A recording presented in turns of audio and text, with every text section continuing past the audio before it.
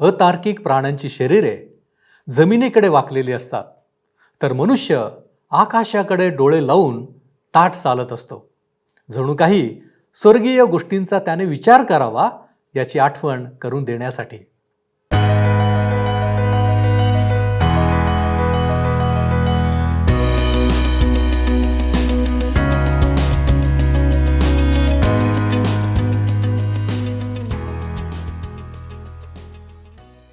प्रभू येशू ख्रिस्ताच्या मधुर नावात आपणास सलाम. उपासना कार्यक्रमामध्ये आपले हार्दिक स्वागत. प्रियांनो, हल्लीच्या दिवसात अनेक लोकांच्या मनातील प्रश्न म्हणजे, मी स्वर्गात जाईन काय? स्वर्ग आणि नरक या दोन शब्दांशी अनेक लोक परिचित असतात आणि प्रत्येकाची सुप्त इच्छा हीच असते की माझे अंतिम स्थान स्वर्ग असावे. आज आपण जे अध्ययन करणार आहोत त्यामध्ये श्रीमंत मनुष्य आणि दरिद्री लाजर यांच्याद्वारे हे सुंदररित्या सांगण्याचा प्रयत्न केला आहे. तर मग चला प्रियांनो, आपण आपल्या अध्ययनाची सुरुवात करूया. श्रोत्यानो, आज आम्ही लूका शुभवर्तमान ह्याच्या 16व्या अध्यायाच्या 19 पासून पुढच्या वचनांवर विचार करणार आहोत. तर माझ्यासोबत उघडा लूका शुभवर्तमान 16वा अध्याय. 19 पासून 31 वचनांमध्ये श्रीमंत मनुष्य व दरिद्री लाजर ह्यांच्याविषयी आम्हाला वाचायला मिळते. ही एका अशा धनी पुरुषाची गोष्ट आहे श्रोत्यानो, जो देवाविना ह्या जगातून गेला. ही गोष्ट अशा ठिकाणाविषयी शेवटी आम्हाला सांगते ज्याविषयी आम्हाला काहीच माहिती नाही. ह्या दाखल्यात परमेश्वर ह्या जगातून दुसऱ्या जगात मधात काहीच अडथळा न आणता जात आहे. जरी आम्ही ह्या जीवनातील व येणाऱ्या जीवनातील मधात जो पडदा आहे त्यातून प्रवेश करू शकत नाही, तरी आमचा प्रभू ज्याप्रमाणे ह्या जीवनाविषयी सहजपणे बोलतो तसाच त्या जीवनाविषयी सुद्धा बोलत आहे. जेव्हा मानवाला त्याच्या कल्पनाशक्तीच्या आहारी सोडल्या जाते तेव्हा तो स्वतःच्याच मनाने अनेक कल्पना योजितो. जेव्हा तो स्वतःच्या कल्पना अंमलात आणतो तेव्हा मात्र मानव त्रासात पडतो. ह्या दाखल्यात परमेश्वराचे वचन काय सांगते ह्याविषयी आम्हाला स्पष्टपणे पाहायला मिळते. मृत्यूच्या दुसऱ्या बाजूविषयी फक्त 4 लोकांनी पवित्र वचनामध्ये मोठ्या अधिकाराने सांगितले आहे. एक प्रभू येशू ख्रिस्त, दुसरा लाजर, तिसरा योहान ज्याला प्रगटीकरण देण्यात आले, आणि पॉल ज्याला 3ऱ्या स्वर्गापर्यंत वर उचलण्यात आले होते. करिंथकरास दुसरे पत्र 12वा अध्याय आणि 2रं वचन आम्हाला त्याविषयी सांगतं की त्याला 14 वर्षामागे 3ऱ्या स्वर्गापर्यंत उचलून नेण्यात आले होते. आता आपण 16वा अध्याय 19 ते 21 वचने वाचूया. कोणी एक श्रीमंत मनुष्य होता. तो जांभळी व तलम वस्त्रे घालीत असे आणि दररोज थाटामाटाने खाली खुशाली करीत असे. त्याच्या दरवाजाजवळ फोडांनी भरलेला लाजर नावाचा एक दरिद्री माणूस टाकण्यात आला होता. त्या श्रीमंताच्या मेजावरून खाली पडेल त्यावर आपले पोट भरावे अशी त्याची इच्छा असे. शिवाय कुत्री येऊन त्याचे फोड चाटीत असत. श्रोत्यानो, ह्या ठिकाणी एक शिडी आहे. एका टोकाला सामाजिक आणि दुसऱ्या टोकाला आर्थिक अशी 2 माणसे आहेत. एक माणूस अतिश्रीमंती व एक अति गरिबी दर्शवितो. ह्या गरीब माणसाची दयनीय स्थिती व तो किती लाचार अवस्थेला पोहोचला होता हे चित्र आमचा प्रभू फार चांगल्या प्रकारे स्पष्ट करीत आहे. त्याला आम्ही अगदी निरुपयोगी ठरवले असते, पण ह्या उलट त्या श्रीमंत माणसाचे नाव आजच्या जगात सुद्धा सगळीकडे नावाजले असते. 2 व्यक्तींमधील ही तफावत ह्या ठिकाणी आम्हाला फार प्रकर्षाने जाणवते. 22वे वचन पुढे सांगतं की पुढे असे झाले की तो दरिद्री माणूस मेला आणि देवदूतांनी त्याला अब्रामाच्या उराशी नेऊन ठेवले. श्रीमंतही मेला व त्याची उत्तरक्रिया करण्यात आली. आमचा प्रभू मृत्यूच्या दरवाजाजवळ येऊन त्यातून पुढे जात आहे. जणू काहीच असाधारण नाही. भिकारी मेला, त्याची प्रेतक्रिया झाली नाही. त्यांनी काय केले? त्याचा मृतदेह घेतला आणि त्याला गेहेन्याच्या खोऱ्यात फेकले, जिथे सर्व कचरा आणि अनावश्यक वस्तू फेकल्या जात असत. त्या दिवसात गरीब लोकांचे शरीर तेथे टाकून जाळण्यात येत असे. ज्या क्षणी त्याचा प्राण गेला त्या क्षणी स्वर्गदूतांनी त्याचे शव वाहून नेले. त्यांनी त्याला अब्रामाच्या उराशी नेऊन ठेवले. परंतु धनी पुरुष मेला आणि त्याला पुरण्यात आले. 23वे वचन पुढे सांगतं, तो अधोलोकात यातना भोगीत असताना त्याने आपली दृष्टी वर करून अब्राम व त्याच्या उराशी बसलेला लाजर ह्यांना दुरून पाहिले. ह्या ठिकाणी 2 गोष्टी लक्षात घ्या श्रोत्यानो, की हरवलेले अशा ठिकाणी जातात जेथे त्यांना सचेत अवस्थेत त्रास भोगावा लागतो. तसेच मृत्यूनंतर ते एक दुसऱ्यांना ओळखू शकतात. आम्ही आमची ओळख त्या ठिकाणी गमावत नाही. हेल अर्थात नरक हा शब्द ग्रीक शब्द हेडेस आहे, म्हणजेच न दिसणारे जग, ज्याला अद्यापही उघडण्यात आले नाही. प्रगटीकरणाचे पुस्तक 20वा अध्याय आणि 10व्या वचनापर्यंत जाऊपर्यंत आम्ही ह्याविषयी पवित्र शास्त्रात कोठेच वाचत नाही. ज्या ठिकाणी लिहिले आहे की नरकाचा पहिला भागीदार ख्रिस्त विरोधी आणि खोटे संदेष्टे असतील. जेव्हा लाजर व धनी पुरुष मेले तेव्हा ते ह्या अदृश्य जगात गेले, जी जागा जे मृत्यूमुळे दूर गेले आहेत त्यांच्यासाठी आहे. श्रोत्यानो, मृत्यू एक अलगाव आहे. ह्याचा अर्थ नाश होणे नाही किंवा लोप पावणे नाही. आदमाने जेव्हा मना केलेले फळ खाल्ले तेव्हा तो मेला. शारीरिक रूपाने मात्र नाही. शारीरिक रूपाने तो जवळपास 900 वर्षानंतर मेला. परंतु ज्या दिवशी त्याने फळ खाल्ले त्या दिवशी तो देवापासून अलग झाला. आत्मिक रूपाने त्यावेळी त्याचा मृत्यू झाला. येशू ह्याविषयी बोलला जेव्हा त्याने योहानकृत शुभवर्तमान 11वा अध्याय 25 आणि 26 वचनांमध्ये म्हटले, येशूने तिला म्हटले, पुनरुत्थान व जीवन मीच आहे. जो माझ्यावर विश्वास ठेवितो तो मेला असला तरी जगेल, आणि जिवंत असलेला प्रत्येक जण जो माझ्यावर विश्वास ठेवतो तो कधीही मरणार नाही. हे तू खरे मानतेस काय? श्रोत्यानो, पापामुळे मानव देवापासून अलग झालेला आहे. लोक जिवंत असून सुद्धा पापामुळे आत्मिक रूपाने मेलेले आहेत. पौलाने इफिसकरांना 2रा अध्याय आणि 1ल्या वचनामध्ये सांगितले, तुम्ही आपले अपराध व आपली पातके ह्यामुळे मृत झालेले होता. मोठ्या शहरातील काही भागात रात्रीच्या वेळेला बरीच हालचाल पाहायला मिळते. परंतु जर आपणाला मृत लोक पाहायचे असतील ना श्रोत्यानो, तर रात्रीच्या क्लब्समध्ये जाऊन बघा. दारू, स्मॅक, नशेचे दुसरे पदार्थ सर्रास सेवन करून हे लोक मृत अवस्थेत असून सुद्धा जगण्याचा प्रयत्न करीत असताना दिसतात. दुसरा मृत्यू आहे आत्मिक, ज्याचा अर्थ परमेश्वरापासून नेहमीसाठी अलग होणे. शारीरिक मृत्यूत शरीर अचल व निर्जीव होते, कारण त्या व्यक्तीचा आत्मा शरीरातून बाहेर निघतो. शरीराला कबरेत पुरण्यात येते व शरीर मातीला जाऊन मिळते. उत्पत्तीचे पुस्तक 3रा अध्याय आणि 19व्या वचनात तू माती आहेस व मातीला परत जाऊन मिळशील असे परमेश्वराने म्हटले. म्हणून मृत्यू म्हणजे अलगाव. जर आम्ही शिओल किंवा हेडेस, ज्याचे भाषांतर नवीन करारात नरक केल्या गेले आहे, हे 2 भागात विभागले गेले आहे, ह्यांना पाहिले तर आम्हाला दिसेल की पॅराडाईज, ज्याला ह्या दाखल्यात ऊर म्हटले आहे, व दुसरी त्रासाची जागा आहे.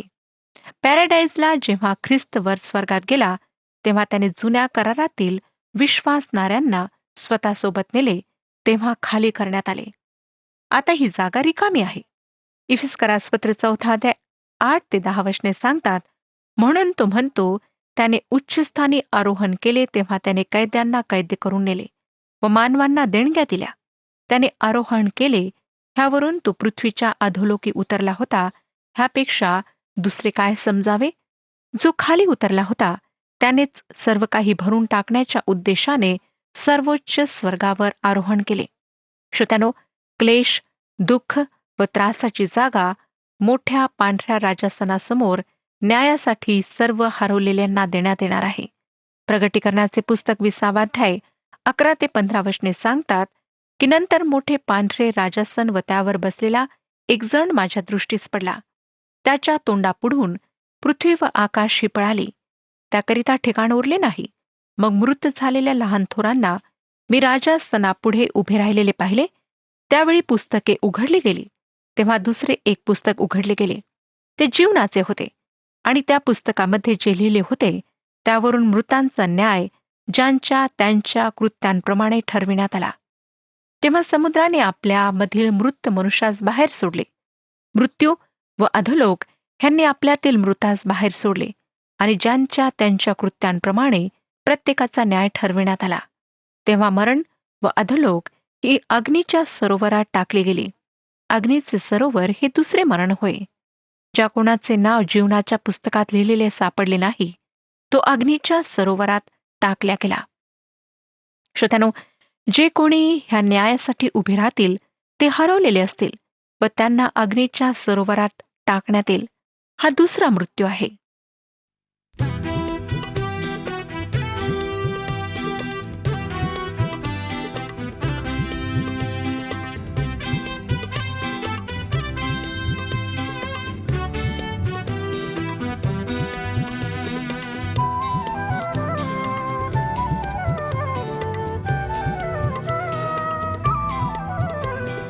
येशूनी मला तारिले, ऐसे विश्वासले, स्वरक्त त्याने पाडिले, मी मुक्ती पावले.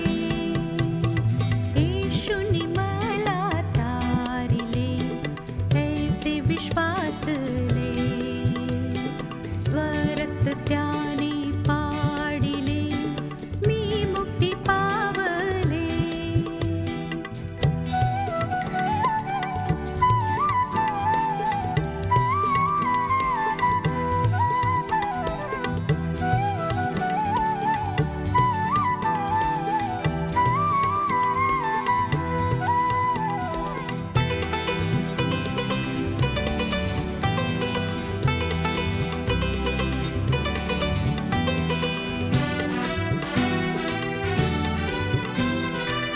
येशू स्वर्गाला त्याजनी पृथ्वीवरी आला, दुर्बलतेला घेऊनी दाखवी प्रेमाला, दाखवी प्रेमाला. येशूनी मला तारिले, ऐसे विश्वासले, स्वरक्त त्याने पाडिले, मी मुक्ती पावले.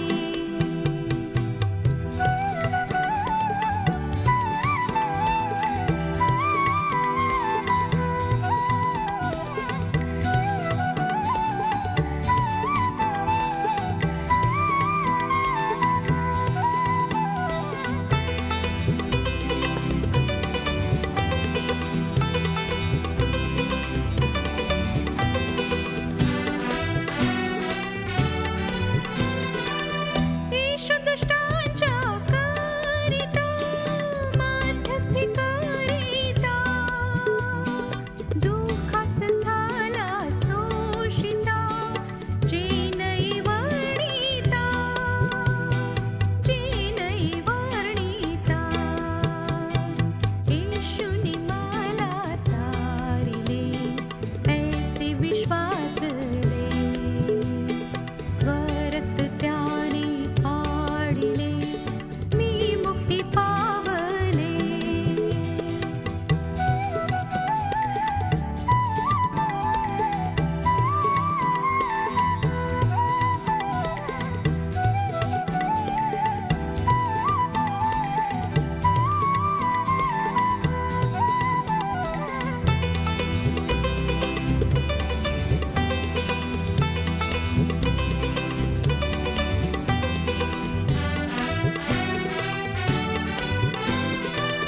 येशू मृत्यूला जिंकूनी जिवंत झाला, तो सकला. जेव्हा हा धनी पुरुष मेला तेव्हा त्याचा आत्मा क्लेशाच्या ठिकाणी गेला. असा भाग ज्या ठिकाणी हरवलेले जातात.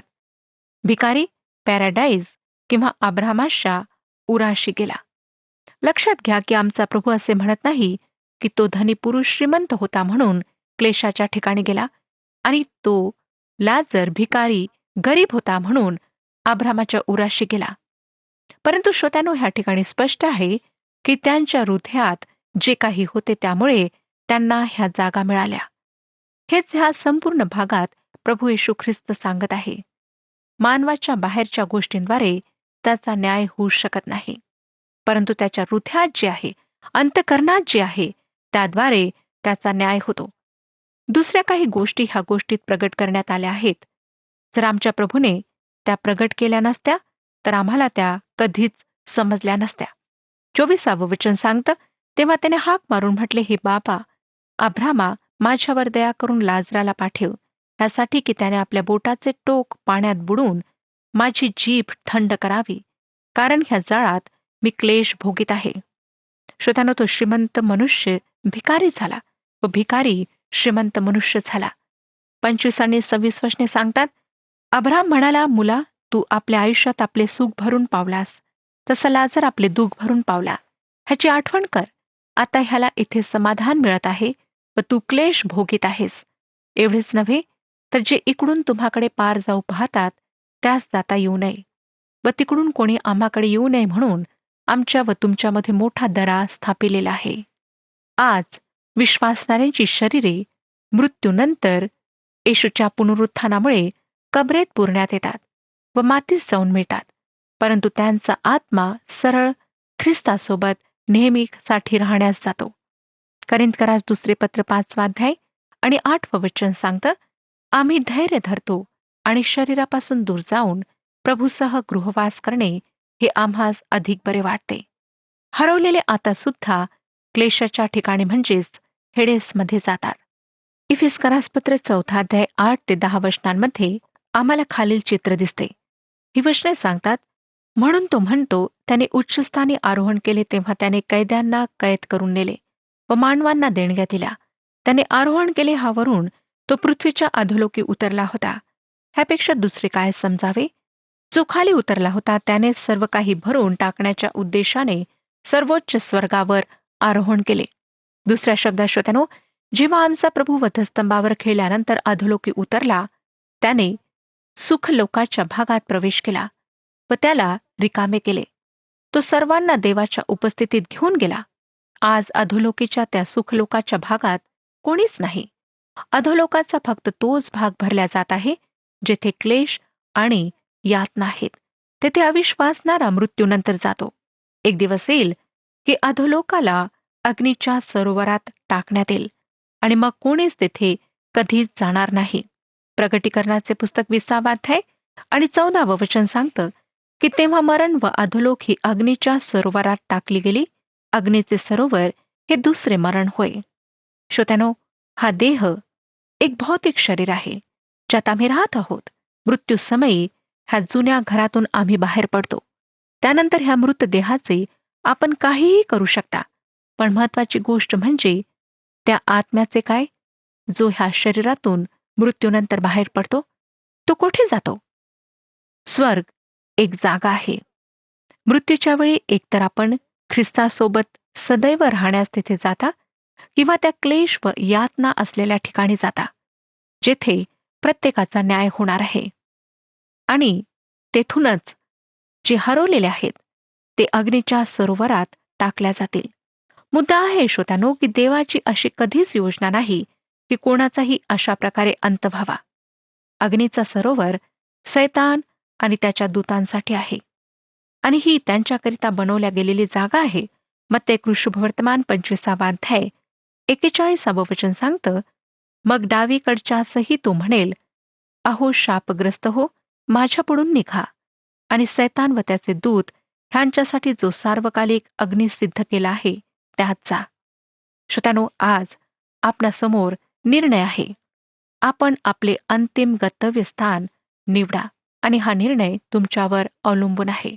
एक मोठी खाई मधात आहे हे आमच्या प्रभूने स्पष्ट केले आहे. आपण मृत्यूनंतर कोठे जाणार ह्याचा निश्चय आपणाला ह्याच जीवनात करायचा आहे.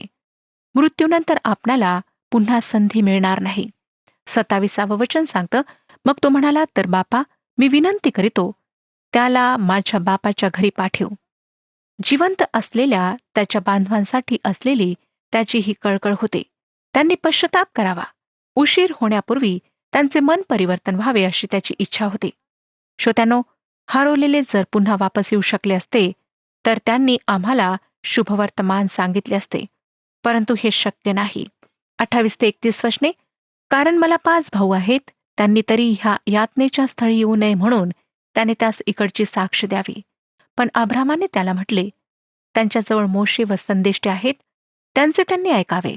तो म्हणाला, हे बापा अब्रामा, असे नाही, पण मेलेल्यांमधून कोणी त्यांच्याकडे गेला तर ते पश्चाताप करतील. तेव्हा त्याने त्याला म्हटले, ते मोशेचे व संदेष्टांचे ऐकत नसतील तर मेलेल्यांमधूनही कोणी उठला तरी त्यांची खात्री होणार नाही. श्रोत्यानो, पुष्कळांचा असा विश्वास आहे की जर मृतातून कोणी वापस येऊन त्यांना सर्व काही कसे आहे हे सांगेल तर अनेक लोक पश्चाताप करतील.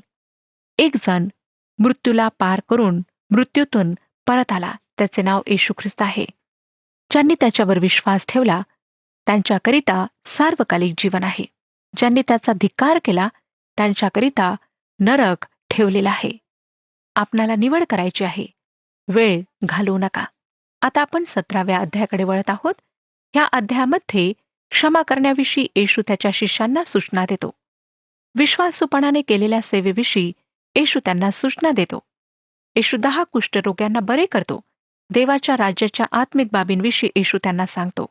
येशू त्याच्या परत येण्याविषयी ह्या अध्यायात सांगत आहे. 1 आणि 2 वचने सांगतात, मग त्याने शिष्यांना म्हटले, अडखळणे येऊ नयेत हे अशक्य आहे, परंतु ज्याच्यामुळे ते येतात त्याची केवढी दुर्दशा होणार. श्रोत्यांनो, जे काही प्रभू ह्या ठिकाणी सांगत आहे ते फार स्पष्ट आणि कठोर आहे. आज जे लोक नशेचे पदार्थ विकणारे आहेत, विशेष करून त्यांच्या त्या पदार्थांमुळे तरुण पिढीला ते नाशाच्या मार्गावर नेत आहेत. आणि अशा लोकांवर फार प्रखरतेने परमेश्वराचा न्याय येणार आहे. नरकात जाऊन जर आपला मुलगा किंवा आपली मुलगी आपणाला म्हणेल की बाबा, मी आज ह्या ठिकाणी तुमच्यामुळेच तळमळत आहे, कारण मी तुमच्या पावलांवर पाऊल टाकून चालले. कुठल्याही व्यक्तीसाठी ह्यापेक्षा अधिक दुःखदायी गोष्ट असणार नाही. श्रोत्यानो, काय तुमचं जीवन अशा प्रकारचं आहे की उद्या तुमची लेकरे तुम्हाला म्हणतील की तुमच्यामुळे आज आम्ही नाशाच्या मार्गावर आहोत किंवा आमचं जीवन बर्बाद झालेलं आहे? विचार करा. 3 ते 6 वचने वाचूया. तुम्ही स्वतः सांभाळा. तुझ्या भावाने तुझा अपराध केला तर त्याचा दोष त्याला दाखव, आणि त्याने पश्चाताप केला तर त्याला क्षमा कर. त्याने दिवसातून 7 वेळा तुझा अपराध केला आणि 7 वेळा तुझ्याकडे परत येऊन मला पश्चाताप झाला आहे असे म्हटले तरी त्याला क्षमा कर. मग प्रेषित प्रभूला म्हणाले, आमचा विश्वास वाढवा. प्रभू म्हणाला, तुम्हामध्ये मोहरीच्या दाण्या एवढा विश्वास असेल तर ह्या तुतीला तू मुळासकट उपटून समुद्रात लाविली जा असे तुम्ही सांगताच ती तुमचे ऐकेल. श्रोत्यानो, दुसऱ्या शब्दात दुसऱ्यांना क्षमा करण्यास त्याच्या शिष्यांनी सदैव तयार असावे असे तो सांगत आहे. तो असे नाही म्हणत की जो अडखळतो त्याला दाटू नये. त्याने स्वतःची चूक, अपराध ओळखून घ्यावे, कबूल करावे असे त्याच्यासोबत केले पाहिजे. परंतु जेव्हा तो प्रामाणिकपणाने पश्चाताप करतो तर त्याला क्षमा करायला हवी. जरी तो त्याचे पाप पुन्हा आणि पुन्हा करतो तरी. पुन्हा येशू फार कठोरपणे बोलत आहे. अनेकदा आम्ही येशूला दयाळू आणि प्रेमळ म्हणून सादर करतो, परंतु काही भाग वाचल्यानंतर आपणाला कळेल की तो नेहमीच दयाळूपणा दाखवित नव्हता. तो लहान लेकरांशी फार दयाळूपणाने वागत असे, परंतु जे त्यांना अडखळवीत त्यांच्याशी तो कठोरपणाने वागत असे. आता 7 ते 9 वचने पहा. तुम्हापैकी असा कोण आहे की त्याचा नांगरणारा किंवा मेंढरे राखणारा दास शेतातून आल्यावर तो त्याला म्हणेल, आताच येऊन जेवावयाला पैस, उलट माझे जेवण तयार कर, माझे खाणेपिणे होईपर्यंत कंबर बांधून माझी सेवा कर, आणि मग तू खा व पी असे तू त्याला म्हणणार नाही काय? सांगितलेली कामे दासाने केली म्हणून तो त्याचे उपकार मानतो काय? ह्या भागाचे लागूकरण करूया. काही लोक असे आहेत ज्यांना वाटतं की जर ते पहाडी उपदेशाचे पालन करतील, चांगले शेजारी बनतील, लोकांवर प्रेम करतील तर एक दिवस परमेश्वर त्यांना थोपटून म्हणेल की तुम्ही किती चांगले आहात, तुम्ही स्वर्गात येण्याकरिता अगदी योग्य व्यक्ती आहात. जर आपण 10 आज्ञांचे पालन कराल, पहाडी उपदेशांचे पालन कराल, जे खरे पाहता आपण करू शकत नाही, आपण फक्त ते करता जे आपणाला करायचे आहे, काय आपणाला वाटतं की त्यामुळे आपणाला उद्धार प्राप्त होईल, आपल्या स्वर्गात प्रवेश होईल? त्याची सृष्टी होण्याच्या नात्याने श्रोत्यानो, आम्हाला हे करायचेच आहे. आम्हाला हे ओळखून घ्यायचे आहे की उद्धार एक देणगी आहे. तारण एक देणगी आहे. आम्ही त्याकरिता काहीच काम करू शकत नाही. देवाचे नियम पाळणे एक आमचे कर्तव्य आहे. 10वं वचन सांगतं, त्याप्रमाणे तुम्हाला सांगितलेली सर्व कामे केल्यावर आम्ही निरुपयोगी दास आहो. आम्ही आमचे कर्तव्य केले आहे असे म्हणा. श्रोत्यानो, आम्हाला आमची कर्तव्ये करायची आहेत.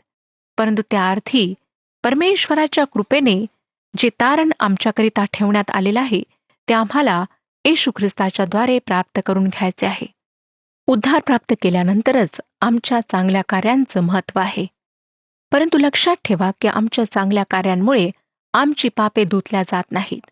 आम्ही कितीही दानधर्म केला, कितीही लोकांची मदत केली, कितीही चांगले राहण्याचा, धार्मिक बनण्याचा प्रयत्न केला, तरी आम्ही आमच्या पापांपासून मुक्ती प्राप्त करून घेऊ शकत नाही. फक्त येशू ख्रिस्ताच्या रक्ताच्याच द्वारे आमच्या पापांची क्षमा आम्हाला प्राप्त होते. आमची पापे धुतल्या जातात. होऊ शकतं श्रोत्यानो की आजपर्यंत आपण आपल्या पापांबद्दल पश्चाताप केलेला नाही. ख्रिस्तावर तारणारा म्हणून विश्वास ठेवलेला नाही. आज परमेश्वर आपणाला आमंत्रित करीत आहे. परमेश्वर आपणा सर्वांस आशीर्वाद देव आणि आपले मार्गदर्शन करो. हा कार्यक्रम आपणास आवडला काय? आता आम्हाला एक मिस कॉल करा आणि आपण पुढील विजेता होऊ शकता.